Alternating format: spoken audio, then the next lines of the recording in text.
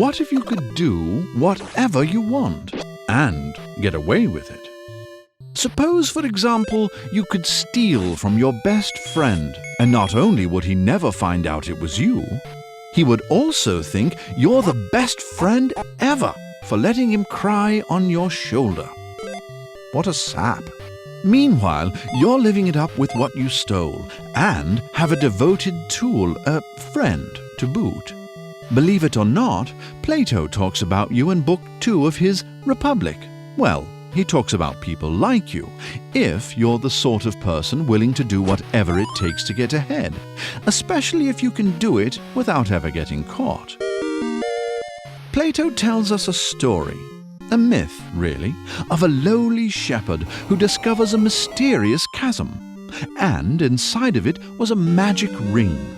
When he turned the ring so the setting faced his palm, he became invisible. That night, as he sat with other shepherds around the fire, he started turning the ring and noticed that others, thinking he'd left his place, started talking about him. In actual fact, he was invisible. He wasted no time seducing the queen, and, with her help, murdering the king and seizing power.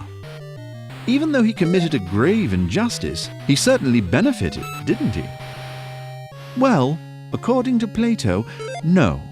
Despite now being infinitely richer and more powerful, Plato thinks the shepherd has not benefited from committing this injustice.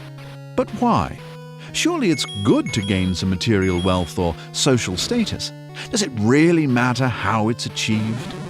But Plato doesn't think that injustice really is in one's best interest. In fact, just the opposite. You see, according to Plato, justice is inherently valuable.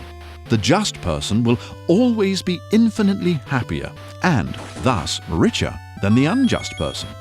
For Plato doesn't think that goodness is derived from material or social gain. Thinking that it is what the shepherd got wrong. Justice in the individual is the condition of a harmonious soul governed by reason. You see, Plato thinks the soul has three parts. The appetitive part that reflects our urges, the spirited part that reflects our emotions, and the rational part that reflects our best selves. That's why the just individual will never commit injustices, whether she or he can get away with it or not. The just individual knows that committing unjust acts messes with his soul, and so also his happiness.